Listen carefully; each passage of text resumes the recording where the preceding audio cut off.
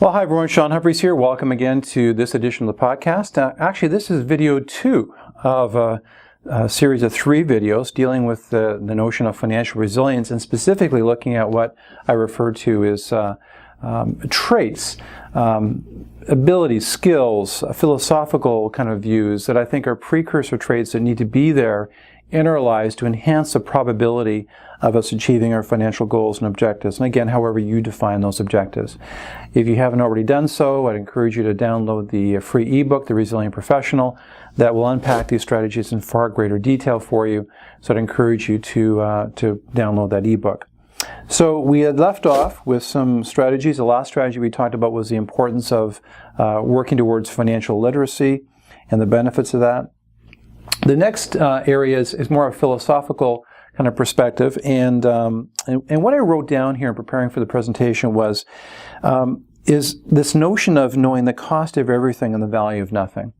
Now, be very careful. What I'm not saying here is to be sloppy with your finances and not handle your money well and to not pay attention to how you spend your money. Okay, but the main point is that so often we get so focused on counting the pennies that we really lose the big picture. And I'll give you a very practical example. A number of years ago, a colleague of mine, we were talking and made the comment that he thought that, I was getting my shirts sent out for dry cleaning on a regular basis. And he thought that that might have been a bit of a waste of money. And I said, well, quite frankly, given the cost of getting my shirts cleaned compared to not having to put that 2 hours a week into that exercise or whatever it would take me, it's far more productive for me financially, whether I want to do it financially or free time, to delegate it out. And if I do something else professionally for that 2 hours, I make way more money doing that professionally than the cost of my time to do it. It's a waste of my time to be doing that kind of task when I can delegate it off. I asked what he did. He said, well, every week I iron my shirts, I get them ready for the week. It takes a couple hours. And I didn't say too much, but I thought, you know what, that's a great example of this notion of delegation. Understanding, again, your unique ability, understanding, the earning power that you have. And if you're making, $25 an hour or $100 an hour or $600 an hour, and you can delegate a task off that someone's making $15 an hour or 20 hours to do, make sure you do that. That's a high leverage activity. It makes sense to do it. And too often, people default to doing things that they really shouldn't be doing from a financial leverage standpoint. Now, if you really enjoy it, you get satisfaction from it, that's maybe something different.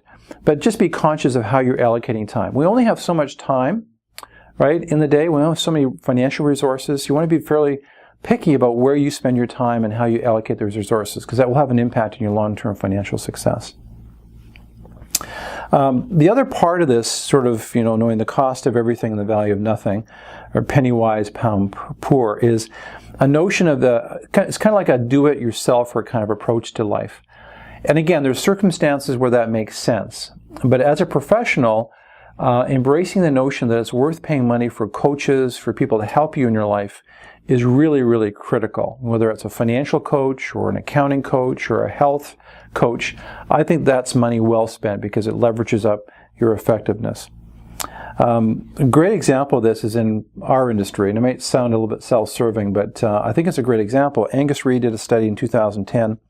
Study looked at both advised and non-advised households, and what they found was those households that have been dealing with a financial advisor for a period of 4 to 6 years had 2.81 times the financial wealth than those families who had no advisory relationship. For those families who have been dealing with advisors for 7 to 14 years, they had approximately 4.78, almost 5 times the financial wealth of non-advised households. And if it had been a 15-plus year relationship, that was a value of 7 times the financial assets of non-advised households. A really good objective sort of proof source for the value of coaching in our lives.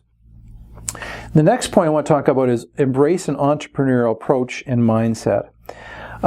So the first thing I'd say about that is that we're increasingly going into an environment where large corporations, big government are going to be increasingly constrained to do the things that they've done historically.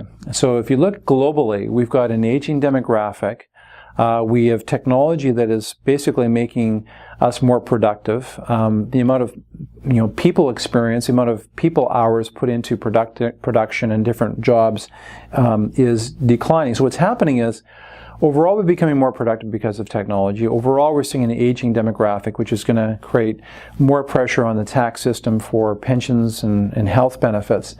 And so in the old days, we thought that maybe getting a job with the government or provincial government, municipal government, or some large corporation was our ticket to some sort of financial continuity and maybe opportunity. But that's certainly not the case. My big wish for my own children is that they embrace an entrepreneurial mindset, meaning they're going to take personal responsibility for their careers. They're going to take the initiative, get the training, work their networks to pursue the professional opportunities that they want to pursue. They're not sitting back waiting for somebody else to make it happen for them. And the unfortunate thing about our culture is we've definitely moved into a culture of entitlement. Whether it's in education, whether it's entitlement programs from governments, whether there's an expectation in terms of our employers, it's pervasive in the culture. And really, those people that are successful financially have walked away from the mentality of entitlement and said, I'm going to work collaboratively with other people with complementary skill sets, with my skill sets, to go out there and make it happen. I'm going to be taking personal initiative and team initiative with my team to get things done. I'm not going to wait around for the government or a large corporation or business or whoever it might be to look after my needs, and particularly my needs financially.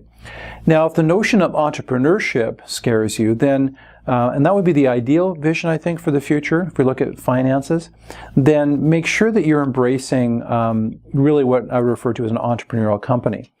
And entrepreneurial companies or organizations could be in any sector. It could be healthcare, it could be in education, it could be in business, it could be theoretically even in government. They can pursue entrepreneurial approaches to the delivery of services. Because those are the organizations with entrepreneurial spirit, with the ability to sort of go out there and take action and really make a difference in the world through that activity, and not having a sense of entitlement. That's where you want to hook your wagon, and particularly financially. If we look at where people are accumulating their wealth, it really is in that area. Most of the wealth, most of the employment, historically and going forward, will come from the small business market, entrepreneurs, business people growing their businesses, adding value, coming up with products and services that are needed in the culture. So I think it's a really important area to focus in on. If we look at the last point in this video, and then we'll go on to video 3, this last point for this video number 2, on the traits that I think will lead people to a higher probability of financial success, is to practice the art of kindness. There's this belief, which is not the right belief, that business is hard-nosed and hard-edged. We think back to the 80s, Neutron Jack Welch with General Electric, and this hard-nosed, hard-charging, almost brutal management style that really exploited workers and workers within companies to get some productivity gains, I guess, theoretically, or earnings improvements within companies. But it's just a brutal way of managing people. And we've all experienced people in our own lives, employers, people we've worked with, managers, who believe that intimidation and being mean-spirited, that somehow would lead to productivity gains and improvement within organizations. Well, that's a crazy thought. That's what I believe. Likability is an interesting idea. It's not a hard-nosed business, but the reality is this. Tim Sanders wrote a book a few years ago, and the book was called Likability Factor, and he looked at a lot of statistics and data around likability traits. And almost every metric you look at, whether it's in business, financial success, relational success, people that are more likable do better. So if you had to focus on one personality trait, I mean, there's many different traits: perseverance, being hardworking, showing up at time. But likability is an actually really important trait to focus in on. There was a Harvard Business Review article that was written by Peter Drucker a number of years ago, and he talked about the same idea. He talked about how he had worked with brilliant people over the years that had massive ability, they were super smart, and yet, unbeknownst to them, their career trajectory was really capped. And the reason was they weren't very likable. I mean, they made sure that everyone around them knew how smart they were. There was no level of humility. They were difficult to get along with. And that one trait, their lack of likability, really put a ceiling on their career. So again, focus on likability. There's a lot of great books out there to help you improve in the area, and I'd encourage you to take a look at that. If you've kind of wondered sometimes why the relationships in your world aren't working quite the way they should, maybe one of the reasons is you're just becoming a little bit less likable in your old age. Well, that concludes the second video in this series of 3 videos on the traits that I think are necessary, precursor traits to financial success. And again, if you haven't downloaded the free ebook, The Resilient Professional, that unpacks these concepts in more detail, be sure to do that. And if you lead teams and want to talk about customized training for your teams, be sure to reach out to us. We'd love to engage you in a conversation. All the best in your pursuit of professional and personal resilience.